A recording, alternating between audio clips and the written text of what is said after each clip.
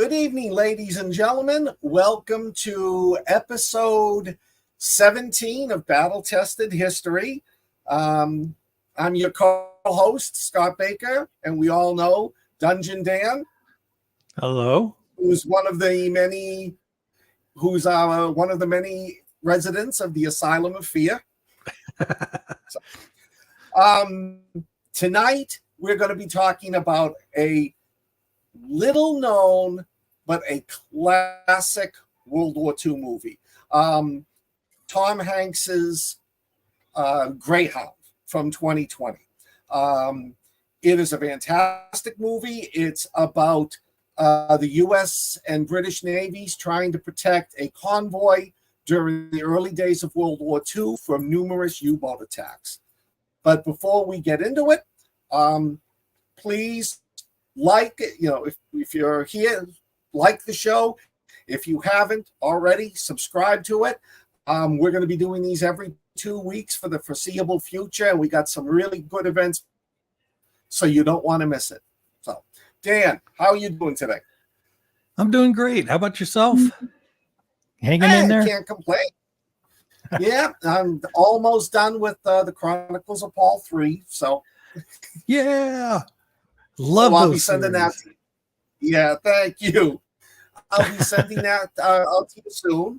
So, but away from zombies because they're not real yet.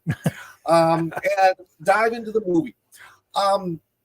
This movie it's not based on an actual battle. It's a lot like Dust Boat. I can't remember who was the author of Dust Boat. You remember? Lothar Guthrum Buckheim. This movie is based on a novel by C.S. Forrester, who wrote the Horatio Hornblower series called The Good Shepherd. And it is a novel based on the submarine warfare in the Atlantic during World War II. The novel itself, though not based on any one particular event, is extremely accurate. Forrester brought it to two people who were on destroyers fighting the German U-boats. They read it, they made the corrections to it, and it was everybody said, "Yep, that's the way the battle took while we were fighting the U-boats." Tom Hanks saw it, wanted to do this, and decided to make it into a movie. He wrote the script based on Forrester's book. And the movie is accurate in so many ways. What's really telling is, and we'll get into this more later, the minor details of this, that if you were a veteran of the war in the Atlantic, this would bring back memories to you. The first time I saw it, I missed a lot of this. The second time when I watched it last night for the show, I was picking up on all these little things that were like, made the movie perfect. But as I was saying, the movie's pretty much, it follows Tom Hanks, who is Captain Krause.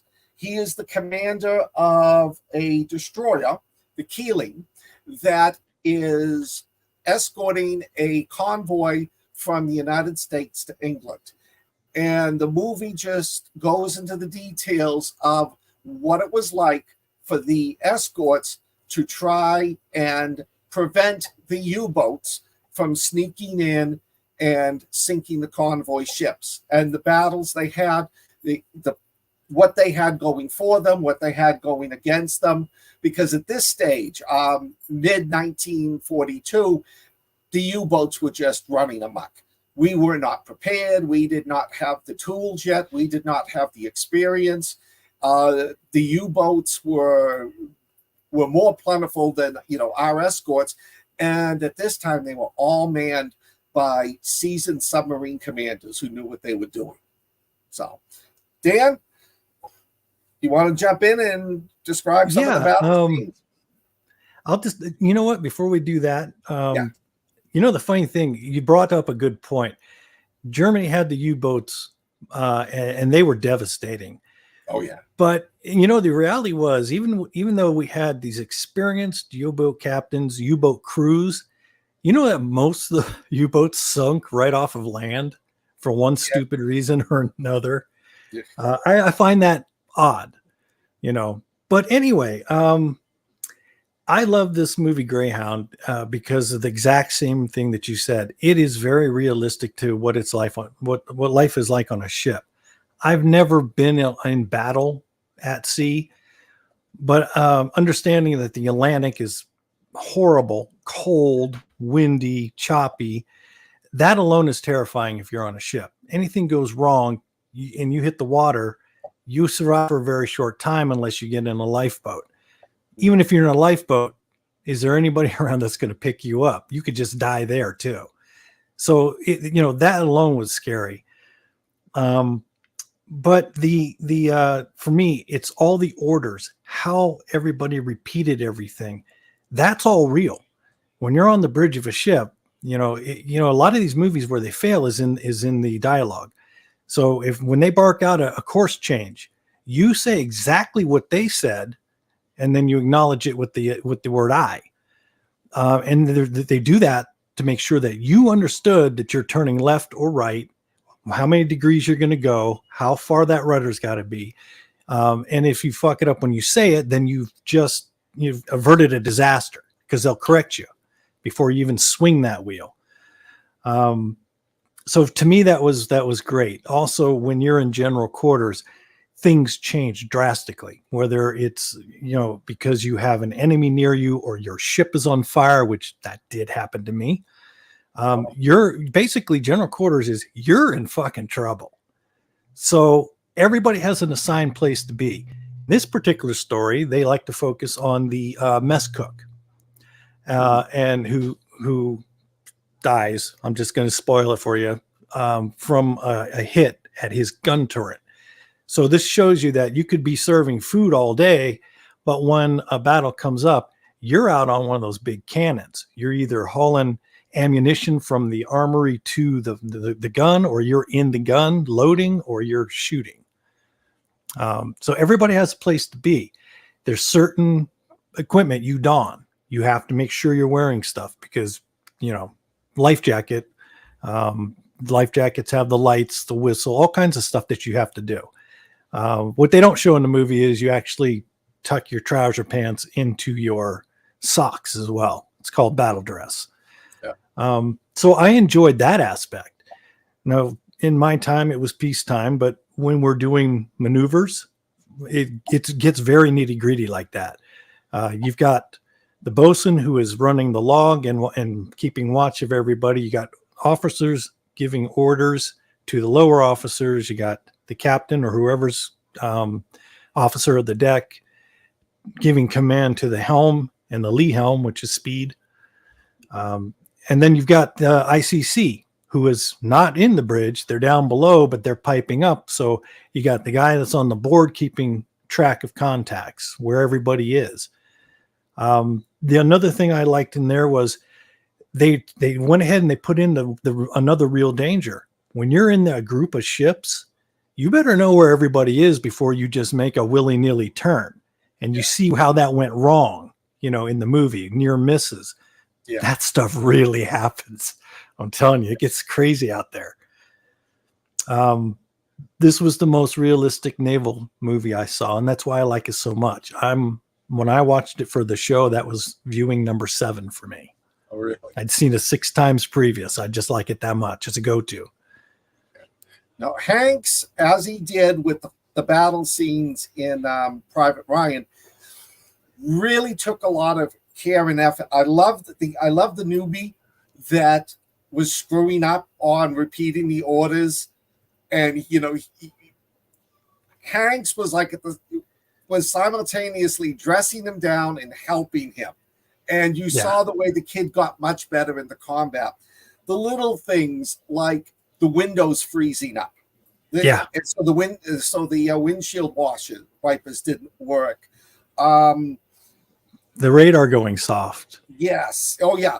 Somebody had asked a question on IMDb, what was wrong? Why did Hanks keep on screwing up the names of all of his staff.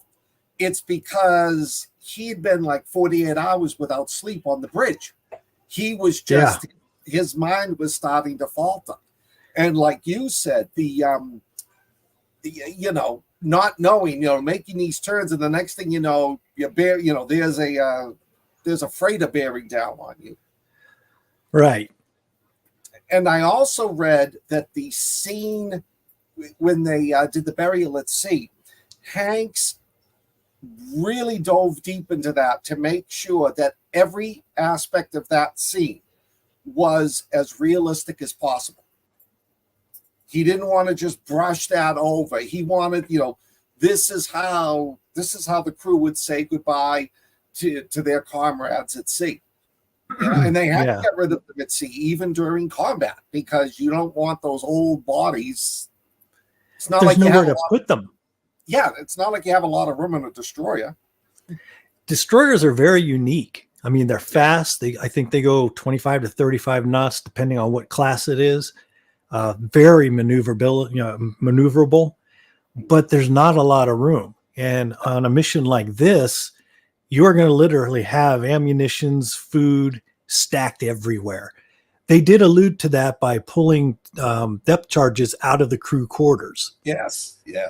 Most of those ships would only have 2 bathrooms, and even they were packed with stuffs. You know, it was rough life. Now a U-boat, far worse life, I think. You know, it's a way more cramped. You got the same things. You got supplies everywhere. Because you know you're gonna be out when you go out on a submarine. You're out for a long time. The thing about the World War II era submarines is you couldn't stay under indefinitely. Like today, our submarines, they don't have to come up for nothing. Right. Yeah, the diesel boats had to come up every once in a while to fuel. I'm glad the movie took place when it did.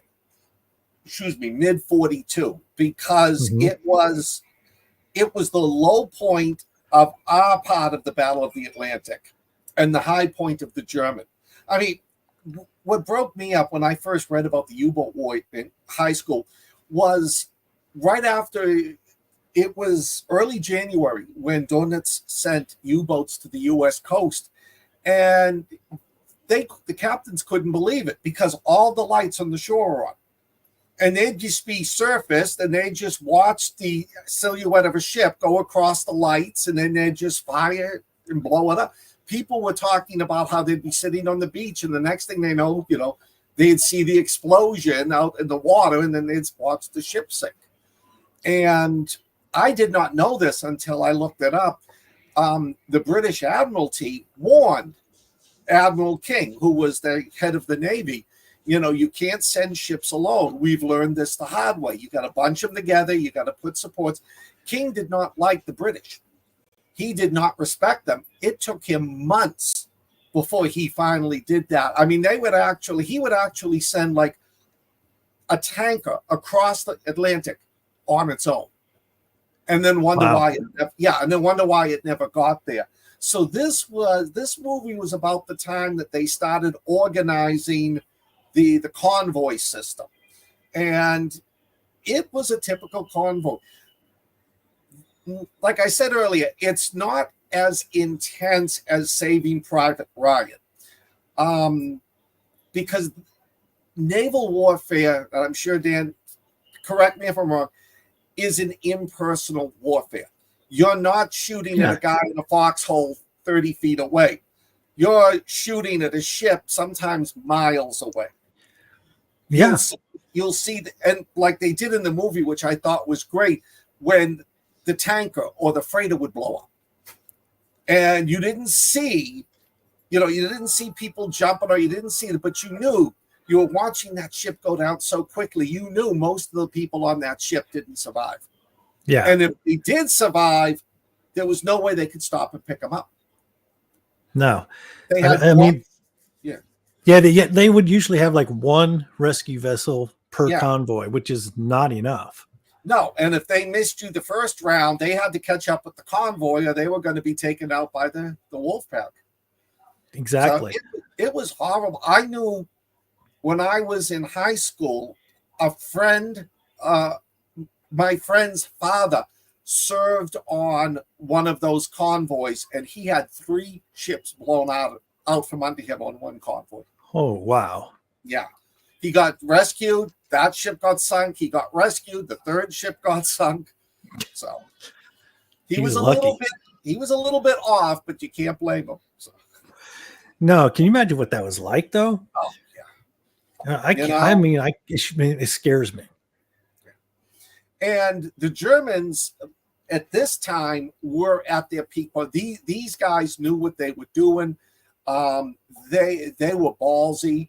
There was, I think it was in like February or March 43, there was this convoy, like one German submarine commander, I can't remember his name, got an Iron Cross. He sank 7 ships in 24 hours. Wow. Because it was so easy to do, because at the time, all we had was the early sonar, the Huff Duff. We had no long-range aircraft that could keep track of the submarines. The movie points out beautifully how sometimes even the sonar sometimes didn't pick it up. You know, you had to wait until you see the periscope going through the water. And it was the worst of time. Now, 2 years later, it was completely different. We had long-range bombers that would go out and spot the U-boats. In 43, I think it was, we captured a German U-boat and got the Enigma machine. Yeah. And that's an interesting story too. Yes. And the minute we got the Enigma machine, Donuts was like, all right, I want to know everything you guys are doing. Radio me your position, radio me what you're going after. The minute we got the Enigma machine, we knew where all the U-boats were. Mm-hmm. So, changed the war. You send the plane out, they'd wait until they spotted the submarine, so then, the Germans would be like, oh, damn, how unlucky we were. But it turned the tide of the war. But at this stage, in this particular moment, it was very, and the action scenes between the submarines and the destroyers was fantastic. It was thrilling to watch. Interestingly enough, there's only 2 times that have been recorded, we'll say, that a U-boat and a ship were ever that close together, ever. Yeah. The final fight before the planes show up was actually based on one of those times where a destroyer was attempting to ram the U-boat. Mm-hmm. And it just happened to go in between a swell, and their forecastle hit the U-boat and they were stuck together. Now, so they couldn't get the ship's guns, down to where they could shoot the sub. So what they did is they got every rifle they had on ship, and everybody went out and just started shooting at it. Eventually that U-boat sunk that night, but they had to scuttle the ship the following day because the damage was too much. You couldn't repair it and stay afloat. Yeah. But I found that interesting. That was the USS Bory and yes, U-405. 405. Well, a lot of people talked about that there was, that only really happened once with U-boats. But people forget that in the Pacific, something very similar happened. It was the Growler. And it was commanded by Howard Gilmore. And the American sub was surfaced looking for something, and the next thing they knew, a Japanese destroyer was coming right towards them out of the fog. And the Japanese destroyer opened up on the bridge and with its small weapons and killed or wounded almost everybody on the bridge, including the captain. And Captain Gilmore yelled down, "Take her down," closed the hatch and locked it. So everybody who was on the bridge died who wasn't already dead. So it didn't happen all the time, but like you said, it happened infrequently enough that it made it into the movie to make it really intense. Yeah, and I thought it was great the way they did that, where they're just coming alongside, Yeah. and they realize it's like the Germans are too close. We can't get the guns we down. can't lower our guns down. And then the scene a little later when the British destroyer cut in front of them, Mm-hmm. and the U-boat stayed sandwiched between the two of them because he knew that neither one could fire on the other without damaging their allied on the other side. So, Yeah, that's called a mind fuck. yeah. And I think the Germans were good at that. No, most of their battles were long distance. You know, you hit it right. When you're on a naval battle, most of that is very impersonal. I think that's the difference would be in the Pacific, where they had the Japanese came in with the dive bombers. You know, that would be intense, because then you have several things focusing on your ship. You got bullets flying, bombs dropping. That would be terrifying. Well, the funny thing was, when World War II started, in the first month, the German, the U-boats practiced decent warfare. You know, they were like the old days of World War One. They would surface sometimes and, you know, tell the ship, surrender, you know, and, you know, we're going to sink the ship, but surrender, get off and surrender. Or after they torpedoed it, they would surface and save everyone. They'd give them lifeboats, they'd give them food, they'd give them water. If they were close to land, they'd tow the boats there. And they did that for about 1 to 2 months until Churchill had said, don't let them live. Go after them if you catch them. So the German U-boat commanders eventually had to stop helping the survivors because the RAF was going after them. So the U-boat war changed pretty quickly those first few months. Yeah. Silent enemy. They had all the advantages. Oh, yeah. Yeah. And so many, and it's probably, I think it's one of the few services where boats just disappeared. Nobody ever knew. Because, you know, exactly. You get hit on above water, it takes a while to sink. You know, you can get out an SOS. You're underwater, that hull gets breached, it's over. If the hole in the side is too much and it's below the water line, you're going to go down fast. Yeah. You know, and if you didn't know it coming, you wouldn't have your boat in what is it, zebra. Basically everything is locked down. Nobody passes through certain doors for watertight integrity. You know, if you're just floating out there, let's say you're just taking cargo, you're not thinking about fighting because you don't have weapons. So you'll go down quick. And, you know, I was reading from one documentary, sometimes later in the war, those German U-boats would have to sit on the surface for up to a day. They would just, you know, once the attack began, they would just shut off the engines, sit on the bottom, and everybody would go quiet. No food, no eating, no noise, you know, and sometimes they were down there for 24 hours while the Americans and the British dropped the depth charges on them. And of course that happened to our submarines in the Pacific, but yeah. So the one thing the movie really doesn't show you, and why would it? Because it's entertainment. But you know, there's actually a lot of boredom that goes along. Yeah. You know, you're not in a battle all the time. No. Even if you have subs that are trailing you, they're not attacking all the time. No. So you've got this nervous energy. You know, what do you do? How do you battle that? You know. Yeah. So boredom was an issue. Of course, things are not the cleanest, even on ships. Yeah. You know, there's just, you don't have a lot of time to go take a shower. And let's face it, if you know there's U-boats in the area, do you want to be in the shower when the torpedoes hit? Not me. And you don't want to take a shower in that cold. See, that was one thing about the movie I found while reading up on it. They filmed it aboard if I can find the name of it. They filmed it aboard a real U.S. destroyer.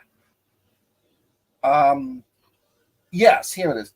The Keeling was actually filmed aboard the USS Kidd, DD-661, which was a Fletcher-class naval destroyer that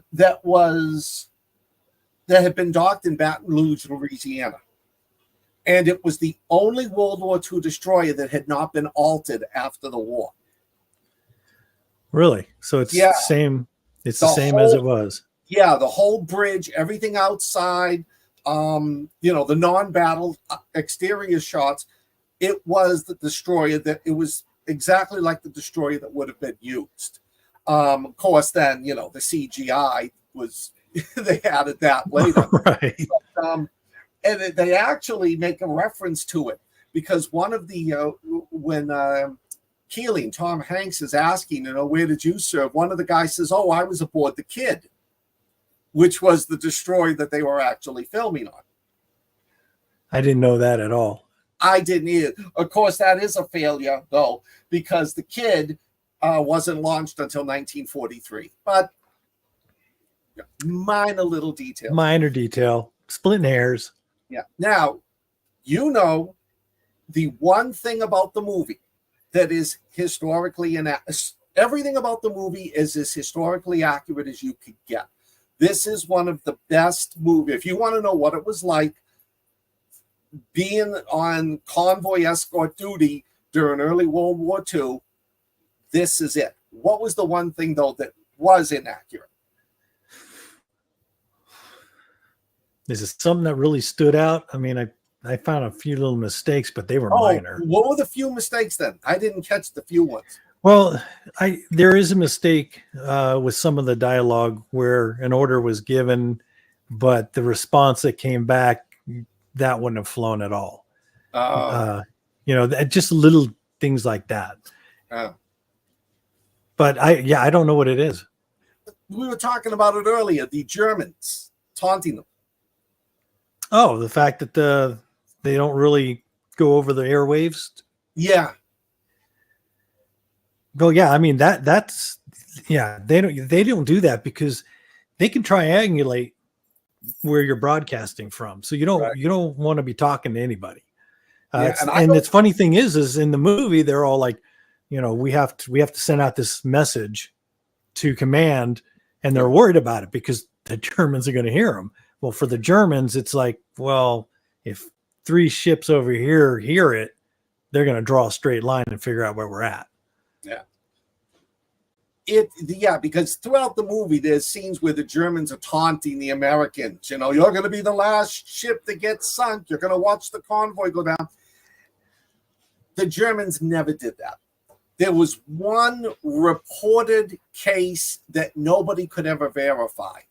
But Hank said he put that into the movie because he wanted to give the Germans, I don't want to say humanity, but he didn't want the Germans to be nothing but CGI figures aboard a submarine 200 or 300 feet away. He wanted you to realize these are human beings. Yes, they're trying to kill us. Yes, they're trying to sink us, but, Right. There's humans in those subs. And I did like the way Hanks played his character because every time they did get one of those U-boats and sink it, he wasn't all that happy because first thing he thought is, well, there's 53 more people dead. Yeah. That particular character had a different mindset, and I like that. I thought that was nice because whatever side you're on, it's still human beings dying in a horrible way. I cannot imagine what it's like to get hit underwater and then just sink and die. There is a fantastic scene in Dust Bowl when the German submarine torpedoes a tanker at night and they come up to watch it, to see it burning, and they're close enough. Remember when they get to see the burning sailors diving off the boat into the water, and it just psychologically fucks up all of them. Because it's one thing to sink a ship. It's another thing to know that they're, to see the people that are dying these horrible deaths. And like you said, I think Hanks did a brilliant job. It reminded me a lot of his character in Ryan. Yeah. He was there, he was doing the job, he didn't like it, he wanted to just get over with it and get home. Not in this case, not to his wife, but to the girl he wanted to marry. Right. But, yeah, Hanks has become really good with World War II movies. Mm-hmm. You know, his Band of Brothers, Saving Private Ryan is one of the best war movies I've seen. The landing at Omaha is like one of the most accurate. I am so waiting. He is apparently working on a series about the air warfare over Europe. Oh, really? Yes. And they said it's going to be like Saving Private Ryan. It's going to show what happens when the planes get hit. You know, these poor guys up there firing a machine gun and then a piece of flak blows up. So, yeah. God, that should be good. Yeah.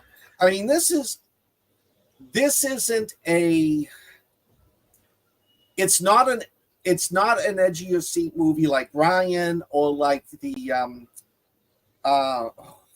Band of Brothers. You know, the warfare scenes are great. It's not as intense and they're not as long. But that was the nature of naval warfare.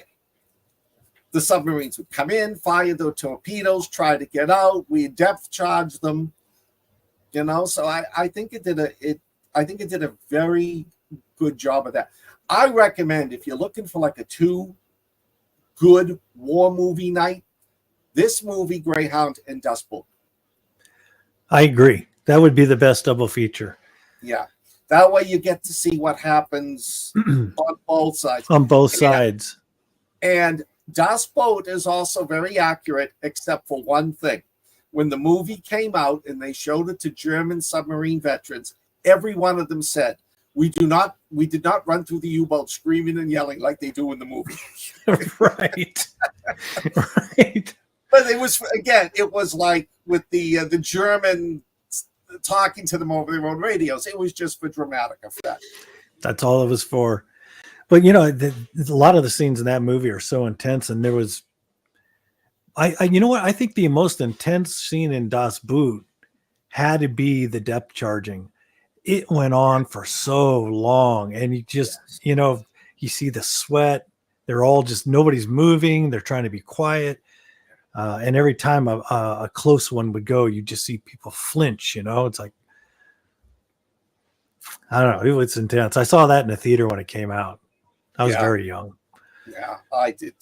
Yeah, I did too when I was very young. The other thing I loved about that movie was it wasn't like all the crappy World War II submarine movies we made. You know, with Burt Lancaster is standing there in his prim suit, not an ounce of sweat on him, you know, the creases, all the. These guys are in their underpants. These guys are in sweaty, dirty, grease-covered, outfits. The submarines were dirty. They were dank. You know, I think it was the first submarine movie that actually, on anybody's front, that actually showed what it was like to serve on a submarine during World War II. Yeah, it was crazy. Yeah, I mean, I would love to be able to sit down with a U-boat sailor and just, you know, that was actually serving during the war. That would be intense to hear those stories. I had one regret. My first wife and I were at Pearl Harbor, 1993. All right, so it wasn't that long after the war, and we were on the Arizona, the memorial for the Arizona, and this elderly Japanese man with his wife was standing in the corner pointing to the mountain pass where the Japanese bombers and dive bombers and torpedo bombers came in. And I didn't do it at the time because I was more meek and mild back then. Now I would have gone up to him and asked him very politely, were you there that day? If you were, I will buy you and your wife lunch if you tell me your side of the story. Yeah. Yeah.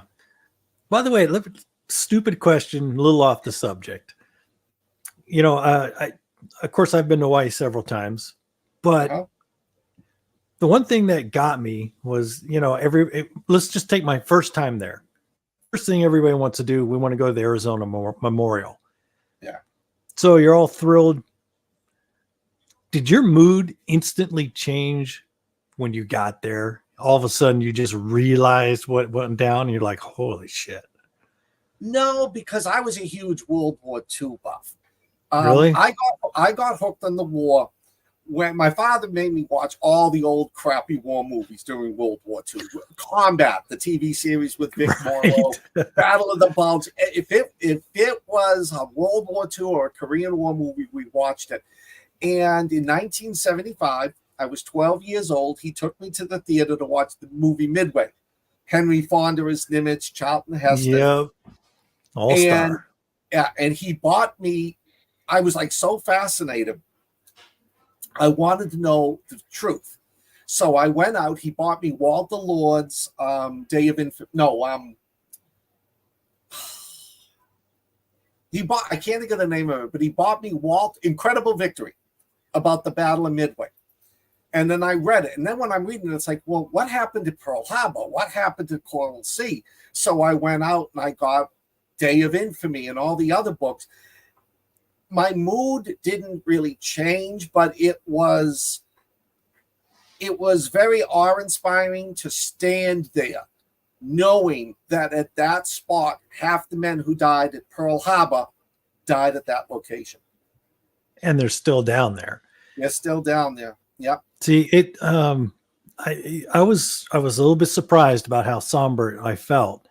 Yeah. But for me, the key part was watching the little oil bubbles that are still coming up to this day. That one that's when it all hit home, changed my whole perspective. And that's when I actually dug a little more into the attack on Pearl Harbor.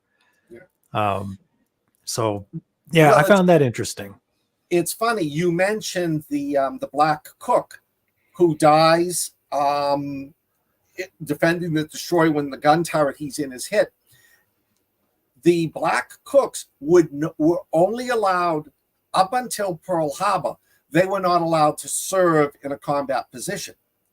They always stayed down below.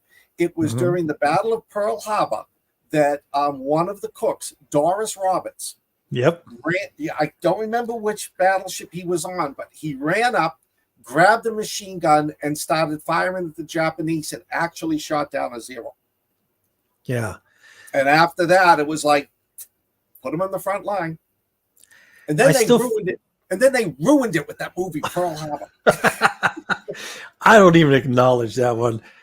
I think that movie was historically correct in two things. There is a Pearl Harbor. There was an attack there. Yeah. Rest of the movie shit. My best friend Curtis and I watched it one night, and I'm surprised his TV survived. We were throwing things at it. You know, with Doris, I can't remember Cuba Gooding firing the machine gun down on planes that weren't even flying that low. Yeah. Alec Baldwin is Doolittle. And it was amazing how these two guys who flew P-40s, single-engine fighters, all of a sudden were flying twin-engine bombers off of a carrier. Wow, that's how we won the war. We could change things in midair. But Pearl Harbor sucked. Don't watch it. Nope. Watch the Golden Girls. It would be more fun. And I hate the Golden Girls. But this movie, Greyhound and Das Boot, gives you a really good, accurate idea of what it was like. The U-boat war. I don't want to say the naval war because, I mean, there were so many other aspects. You know, the sinking of the Bismarck and, the Tirpitz and that. Interesting fact. And they discussed this at the end. Let me see.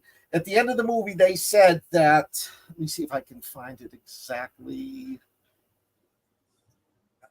Oh, at the end of the movie, they noted that during the Battle of the Atlantic, 3,500 ships carrying millions of tons of cargo were sunk, and 72,200 Allied merchant marines and sailors were lost.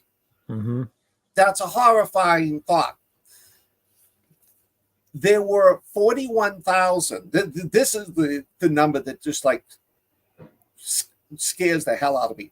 There were 41,300 German sailors in the U-boat fleet. Mm-hmm. Over 30,000 of them died during the war. That's more than 70% of the entire, yes, we'll call it population of U-boat sailors. Yeah. I mean, can you imagine having a 1 in 4 chance of surviving? No. And Spoot addressed that same thing, Yeah. If you were on a U-boat, you were basically on a death. You're sentenced to death. Yeah. Well, especially near the end of the war, because in this, the same thing happened with the Japanese fighter and bomber pilots.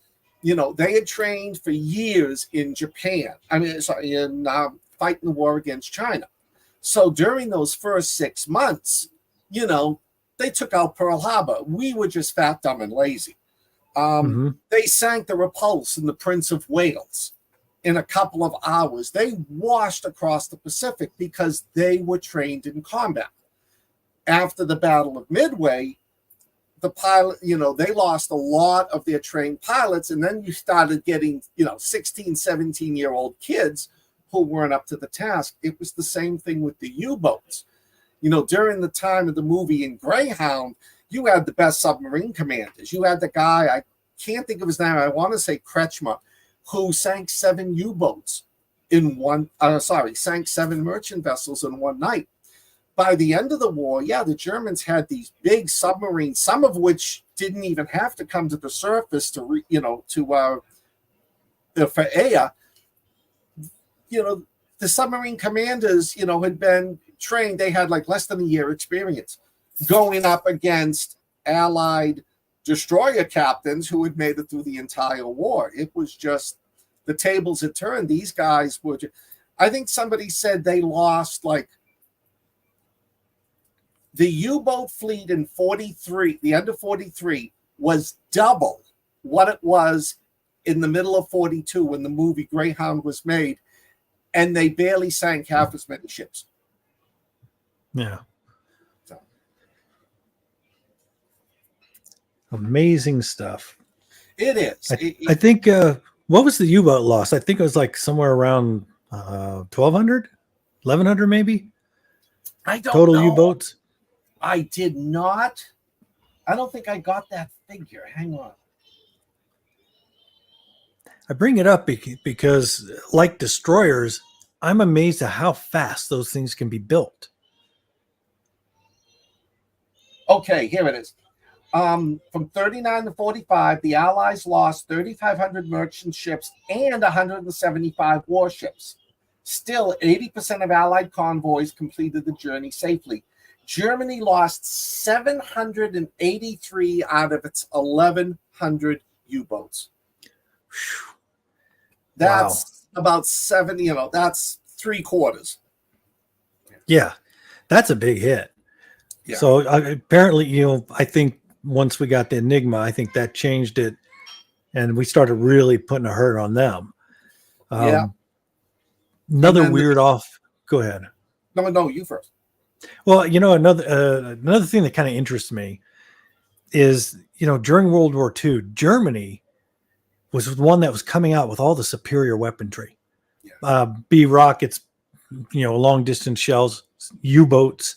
And I just find it kind of amazing that they came into this battle with all of that modern warfare, and then we stole all their smart guys and then took it to where we have. Right up to last show's Oppenheimer, it's just kind of the Nazis really went all out when they wanted to kill people. Dönitz did not want to go to war then. Hitler kept on telling him. Hitler's original plan was to start the war in 45, which if he did, you had the Tiger tank, the King Tiger, you had the ME-262, you had the Dornier, I think it was the 217. The U-boats coming out of those last few months of the war, they had a rubber coating on them so they'd be hidden from sonar. Yeah. You know, they had the long range submarines that could stay underwater from Germany all the way down to South America. You know, if Hitler had waited 5 years before he started the war, assuming that the Soviets and the English and the Americans didn't sort of get smart and start their own buildup before then, it would have been an entirely different war. It would have. And it wasn't just naval. Germany came up with the planes, you know. They came up with the fast jet planes of that time, you know, the whole Blitzkrieg thing. They didn't know what was hitting them. It's like, where the hell did this stuff come from? Yeah. So they were like superior. At the beginning, when they came in, they were superior in every way. Yeah. We had to catch up. Yeah. England had to catch up. Yeah. And as we discussed last week's show, Oppenheimer, which I would go watch, it's really good. Definitely. The Germans were already making plans for ballistic missiles. Mm-hmm. They were talking, and this is a little off topic. This is what I always found ironic. The V-2 missile is what the Soviet Scud missile was based on. Really? Yeah, the Soviets created the Scud from the V-2. The Scud missile is the one that they shipped to the Iranians, the Iraqis, and the North Koreans. The North Koreans put together a whole bunch of Scud missiles, like 4 in the bottom, 3 in the second stage, 1 in the top, to create an intercontinental ballistic missile. So pretty much the North Koreans are doing what Werner von Braun's group was trying to do in 1945. Yeah. Smart people. It's amazing how many things carry over from World War II that we don't even realize. Hugo Boss, the company that makes the really classy German suits, made the uniforms for the SS. And let's be honest, they were pretty snazzy looking uniforms.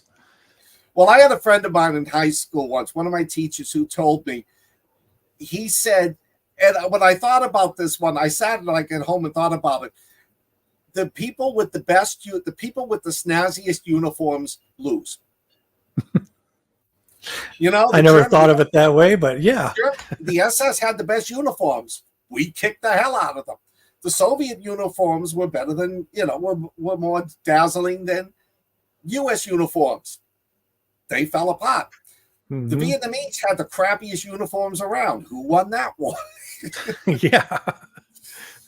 But, Henry Ford taught the Germans how to use online manufacturing, which they used to build their tanks. Walt Disney supported Werner von Braun in this, pimping NASA in the space program. Chanel, the French company, she was a collaborator during World War II. The Volkswagen I found that Beetle. Amazingly interesting. Yeah, the Volkswagen Beetle. Yeah. When was that developed? 1930s for the German people. For the German people. Yeah. And let's face it, those are awesome cars. My first wife had one. She loved it. I owned one for a short time as a teenager, and I loved it. Back then, everything was a standard. Automatic drive was brand new. You had to be wealthy to have something like that. Yeah, but the thing is, once you learn how to drive a standard, you always know how to drive a standard. Yeah, you may choke it a couple times, but you get that feeling back. Yeah, that's all I ever drove for the longest time. Yeah, I went with a couple of friends to Europe, and we were doing a World War II tour, Normandy to the Battle of the Bulge. We were following Patton's army in that, and they gave us a standard, a stick shift, and I was the only one who knew how to drive a stick shift, so I did all the driving for 2 weeks. And that was that's an epic, but we can get that. We could talk about that. Yeah, that has been fun. Too later. So overall, what did you think of this movie? I never like to give anything 5 out of 5 stars, so I'll go 4.5. Yeah. I found very little wrong with it. It is very entertaining. It's thrilling. Yeah. And I've seen it 7 times already. Yeah. So I'd probably give it about a 4.75 because, 4.75 is good. 5 only goes to films like The Thing, Saving Private Ryan. Yeah, granted, it's all subjective. There's people out there going, "What are you saying? 4.75? You're nuts." But as far as it goes for a war movie, the more realistic they can make it, the more that I'll enjoy it. I grew up with the same movies you did: Battle of Midway, all the big stars, everybody's clean and pressed. Yes, that's not war. No. No. And Das Boot. I know we didn't really talk about it too much, but no, we didn't. But we could do a whole show on that alone. That is an amazing movie, and it's an even more amazing novel. I had a friend who was all about submarines. That's where I kind of got my love for submarines. I'm like a teenager back then. So coming from a very small town up in the mountains of Arizona, getting a book like that is not easy. But my dad happened to work at a supermarket that had a book section, and the guy ordered it for me. So I read that book, and I was just like, whoa, this is nuts. So when the movie came out, oddly enough, my submarine buddy and I happened to be in California visiting his aunt, and we had a choice: Das Boot, which just came out, or Fast Time at Ridgemont High, which Phoebe Cates. Yeah. We went and saw Das Boot. Did not regret it one bit. Were you submarined when you were in the service? Nope, I was surface. I served aboard the USS Fort Fisher. It's a LSD, a landing ship dock, meaning that we could lower a tailgate, sink the ass into the ship, and let the amphibious vehicles come in and out as needed. So I served aboard that. Went in as a undesignated seaman.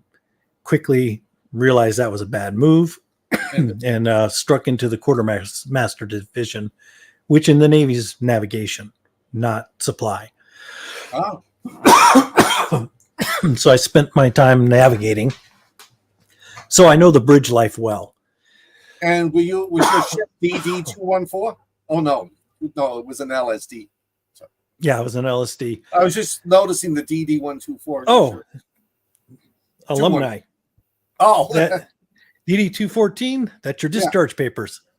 Your honorable discharge is a DD-214. I am a two-time alumni. Yeah, I re-enlisted, so I actually got 2 honorable discharges. Oh, do you get 2 pensions? No, I did not. I didn't retire. I get no pensions. Oh, man. I can't even go on bases or go to the to the store, but I served. I had a friend of mine, 19. He joined the Marine Corps, didn't want to go to college, put in his 20 years. They paid for his master's degree. When 9/11 broke out, he was too valuable to send into combat. They kept him at the Pentagon. I was CIA. He can't tell me what he did. He retired at the age of 39. He's now living in Arkansas on a 20-year Marine pension, working for the missile folks. Not Arkansas, Alabama, working for the missile folks down at Huntsville. Wow. Huntsville, which was built for Vanna von Braun. I think it's the only city in Alabama where they have like 2 opera houses and a playhouse. Yeah. Wow. I know you're CIA, but did you ever serve in any of the military before you went there? Or No. I worked closely with a lot of military units, and I would like to think I was smart enough. The Pentagon wanted to know what was the enemy planning, what were they working on, what were they planning on doing, where would they be in 10 years? The ground troops wanted to know what was over the hill, how many are there, what's the best way to kill them. So, right. So like when I was in Iraq, I served 3 months during the occupation. And because I thought that way with them, we got along really well together. Yeah. Yeah, it was the British too. It was the desert rats. I was the liaison officer to the Desert Rats, Montgomery's people. Oh, how cool. Oh, it was. I got somewhere when the Desert Rats moved out and the new unit moved in. I snuck and I took out one of the Desert Rat placards that was on the headquarters, and I brought it back with me. Nice. Yeah. You know, I loved my time in. I got to see a lot because I went in my first 4 years with it was amphibious fleet, so I got to work with the Marines. Mm-hmm. When I re-enlisted, I went into special warfare and I worked You mean with naval infantry? Yeah. Yeah. You ever want to really piss them off? You just remind them that they're actually part of the Navy. Yeah. They like to think of themselves as something different. It's like, no, you're part of the Navy. Y'all just got the pretty dresses. Yeah. But no, so I went into special warfare and I got to work with the SEAL teams. Oh. So I got to see that.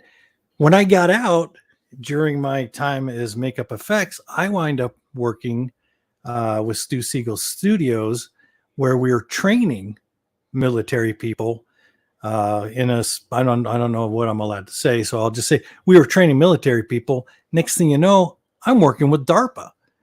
Can you imagine that? It was cool. I got to work on a lot of cool stuff.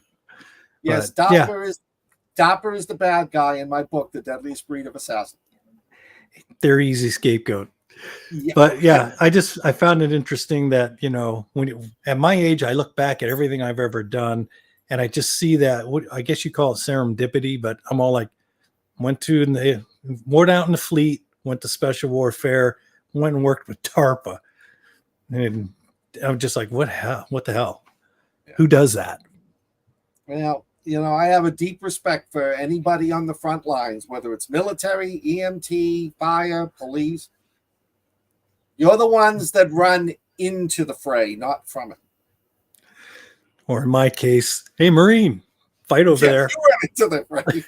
I'll give you a ride. Come on. I'll sit here and wave at you. All right. Well, the hour's almost up. Dan, what do you got going on your plate? You know what? I am doing the final edit for my first book, and I'm going to be shoving it off to the publisher here probably tomorrow. What's the name of the book?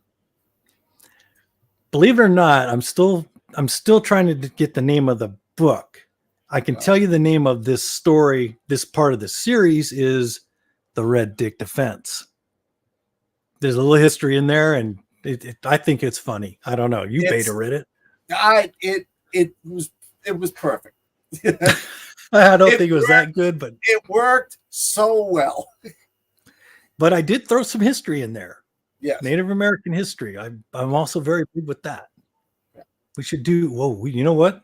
I got a show idea. Wind Talkers. Oh, yeah, that's cool stuff. We'll have to do that for the future. I saw that years ago.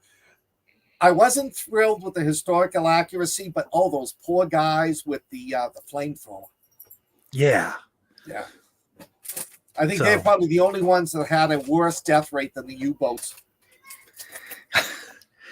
You know, speaking of those poor guys, you know, every war movie I see where you see the guy with the torch and it blows up on him and he's just running.